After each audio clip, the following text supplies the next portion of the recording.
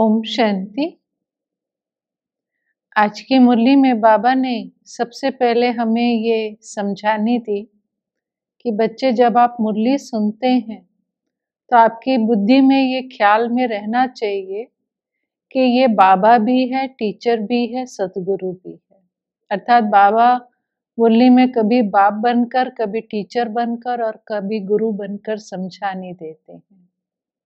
फिर बाबा ने कहा कि देखो बच्चे, आपको महसूस तो होता होगा कि मैं जो आत्मा हूँ वो पवित्र बन रही हूँ, और पवित्र बनते बनते हम पवित्र धाम में पहुंच जाएंगे। बाबा ने कहा कि जैसे आप सतो रजो तमो में आए, उसी तरह से इस ज्ञान से हम सतो प्रधान बन जाएंगे और अपने पवित्र धाम में पहुंच जाएंगे। फिर बाबा ने कहा कि मैं तुमको कोई तकलीफ तो नहीं देता हूँ। बाबा ने कहा, एक तो मैं ये कहता हूँ कि मनसा वाचा कर्मणा कोई भी अपवित्र कर्म नहीं करना है। दूसरा बाबा कहते हैं कि माया से खबरदार रहना है, क्योंकि अगर बाप बलवान है तो माया भी कम बलवान नहीं है। फिर बाबा ने कहा, देखो पूरी दुनिया को उसने वैशाल्य बना दिया है, तो कितनी बलवान है। इसलिए बाबा ने कहा कि माया से खबरदार रहना है, क्योंकि बाबा ने कहा, अब देखो भक्ति में भी गायन है कि गज को ग्राह ने खाया, तो माया जो है किसी को भी खा सकती है। फिर बाबा ने माया के एक दो रूप बताए कि कैसे बच्चों के पास माया आती है। एक तो बाबा ने कहा कि जैसे योग और ध्यान को नहीं समझते है ना, हमेशा रहता है कि हमें कुछ दिखे, हम ध्यान में जाएं। तो बाबा ने कहा ये इच्छा भी कई बार माया बन जाती है और फिर नाक से पकड़कर माया गिरा देती है। तो इच्छा मात्रम अविद्या बनना है। बाबा ने कहा कि मैं तो तुम्हारी सर्व मनोकामनाएं बिना तुम्हारे कहे सब पूरी करता हूँ, इसलिए मन में किसी भी प्रकार की कोई इच्छा नहीं रखनी है।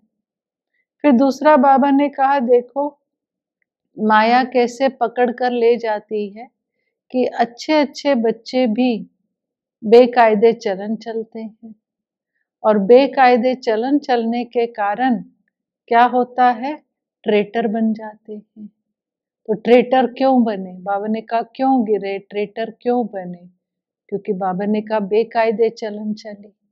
अब बेकायदे चलन क्या, कायदा क्या है यहाँ का, वो भी बाबा ने बताया। बाबा ने कहा, देखो बाबा ने कायदा बनाया है कि कलश माताओं के सर पर रखा है, कि माताओं को आगे रखना है। तो बाबा ने कहा कई बार जो पुरुष होते हैं, गोप होते हैं, वो अपनी कमेटियां बना लेते हैं और झरमुई झगमुई करते हैं। तो बाबा ने कहा ये तो कायदा नहीं है कि भाई लोग अपनी कमेटियां बनाएं और आपस में झरमुई झगमुई करें। बाबा ने कहा बाबा ने कलश तो माताओं के सर पर रखा है, क्योंकि माताओं को संभालने के लिए दिया है।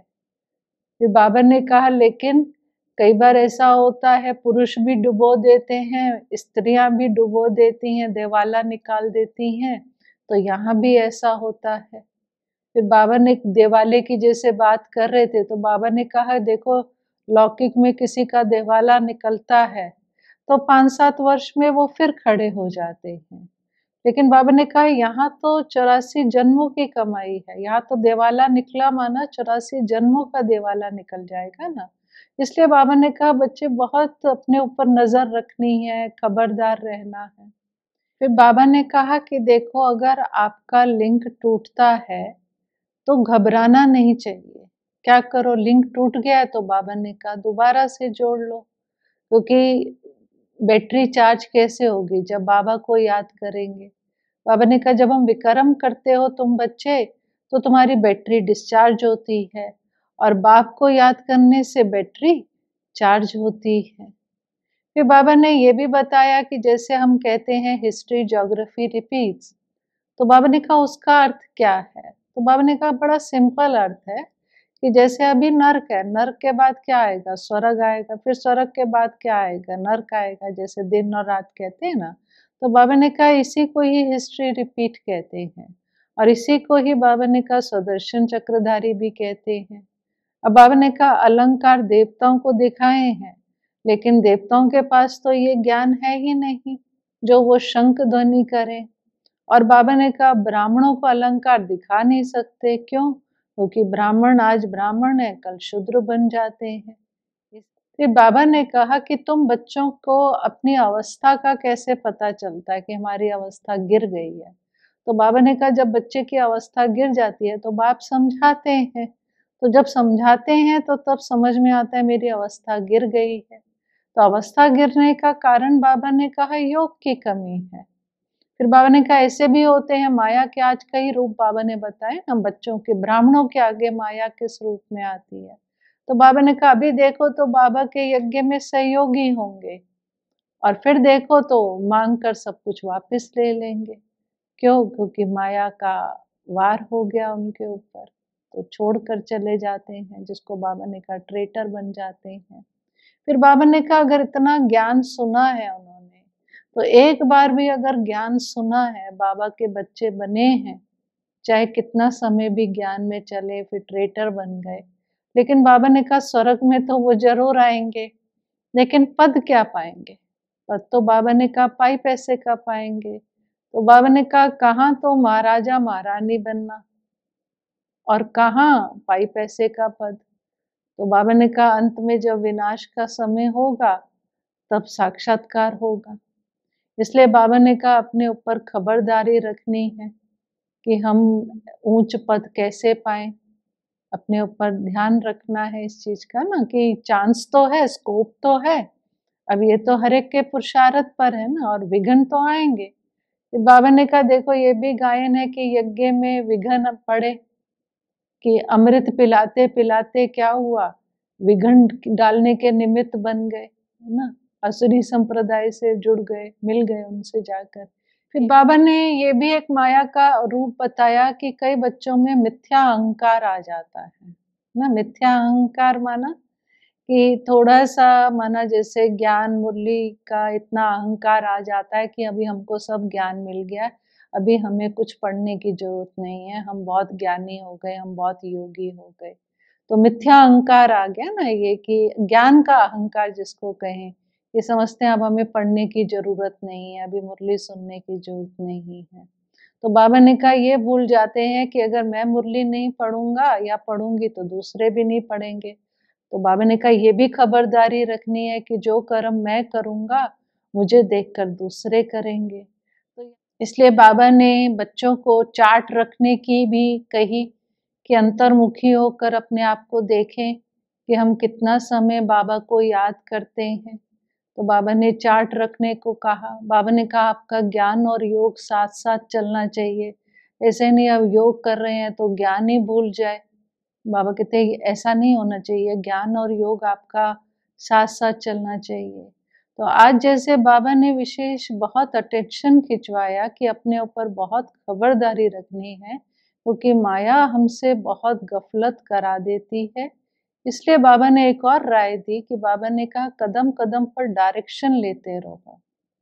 बाबा ने कहा वैसे तो बाबा डायरेक्शन देते ही रहते हैं, मुरली में तो सब डायरेक्शंस आती हैं, फिर भी बाबा ने कहा कि कहीं भी हो तो कदम कदम पर डायरेक्शन लेना बहुत जरूरी है, क्योंकि माया को बाबा ने आज बहुत अंडरलाइन कराया कि माया आपसे गफलत करा देती है। और फिर लास्ट में बाबा ने कहा कि बाबा हर एक के शरीर के अंदर, शरीर रूपी तख्त के अंदर आत्मा विराजमान है, ना कि परमात्मा विराजमान है। तो बाबा ने कहा जो एकज भूल, सबसे बड़ी जो भूल करी है, जिसको हम कहते हैं परमात्मा ईश्वर को सर्वव्यापी कहना। पहले हमारा ये नाटक भी होता था एकज भूल का, तो बाबा ने कहा ये एकज भूल सबको बताओ कि ईश्वर सर्वव्यापी नहीं है, हर एक शरीर के अंदर आत्मा है, ना कि परमात्मा। फिर आज के वरदान में बाबा ने कहा कि हम किसी भी आत्मा के अगर संबंध संपर्क में जब भी आते हैं तो हमें उसको कुछ ना कुछ दान देना है, तभी हमको महादानी वरदानी का टाइटल मिलेगा। तो बाबा ने कहा आपके पास ज्ञान है, गुण है, शक्तियां हैं, तो इन सब का दान दो ना। ये सब बाबा ने कहा तब आपको महादानी कहेंगे। फिर बाबा ने कहा दान का जो रूहानी शब्द होता है वो कहते हैं सहयोग। जैसे ब्राह्मण ब्राह्मण को दान नहीं कर सकता ना, ब्राह्मण ब्राह्मण को क्या करेगा, सहयोग देगा। तो बाबा ने कहा जैसे हम बाबा के सहयोगी हैं, जैसे बच्चे भी बाप को दान नहीं कर सकते ना, बाप संबंधों में दान नहीं होता है, संबंधों में सहयोग होता है, एक दूसरे के सहयोगी होते हैं। इसलिए बाबा ने कहा यहाँ पर दान नहीं कहते हैं, यहाँ पर शब्द यूज करते हैं सहयोग। तो बाबा ने कहा कि अपनी श्रेष्ठ स्थिति द्वारा वायुमंडल बनाने का, मनसा द्वारा वाइब्रेशन बनाने का, ये भी सहयोग दो, तो आप जो है वरदानी आत्मा, महादानी आत्मा कहलाए जाएंगे। और आज के स्लोगन में बाबा ने कहा कि आपका चेहरा जो है, चेहरा कैसा हो ना, बाबा हमेशा कहता है ना कि चेहरे से अवस्था का पता चलता है। तो बाबा ने कहा अगर आपके चेहरे पर रूहानियत है, प्रसन्नता है, संतुष्टता है ना, ये मुस्कुराहट है ना। मुस्कुराहट भी कई प्रकार की होती है ना, एक होती है रूहानी मुस्कान, तो वो है। तो बाबा ने कहा उससे समझ में आता है कि आप बाप दादा के और ब्राह्मण परिवार के समीप हैं ना। तो हमारा चेहरा हमारी समीपता को बताता है कि हम बाप दादा के और परिवार के कितने समीप हैं। तो आज की मुरली से हम यही प्रेरणा लें कि हमें बहुत बहुत खबरदार रहना है, क्योंकि माया बहुत पहलवान है, वो कभी भी किसी से भी कोई भी गफलत करा सकती है और देवाला निकाल सकती है 84 जन्मों का। इसलिए जो बाबा ने आज भिन्न भिन्न माया के रूप बताए, उस पर विशेष हम अटेंशन रखें और ध्यान रखें, अपने पर नज़र रखें कि हम कहीं भी माया में फंसे ना। और उसके लिए बेहद का वैराग्य, जिसको बाबा ने कहा बाप को याद करो, सुखधाम को याद रखो, अंतर्मुखी होकर अपने चार्ट रखें, अपने ऊपर नज़र रखें और वरदान में महादानी वरदानी बनकर सर्व आत्माओं को जिसके भी संबंध संपर्क में आए ज्ञान, गुण, शक्तियाँ, वायुमंडल, वाइब्रेशन, ये सब बनाने का हम सहयोग दें और हमारा चेहरे पर सदा रूहानी संतुष्टता की मुस्कुराहट हो, तो ही हम बाप दादा और परिवार के समीप आत्मा हैं ये अनुभव करा सकेंगे। ओम शांति।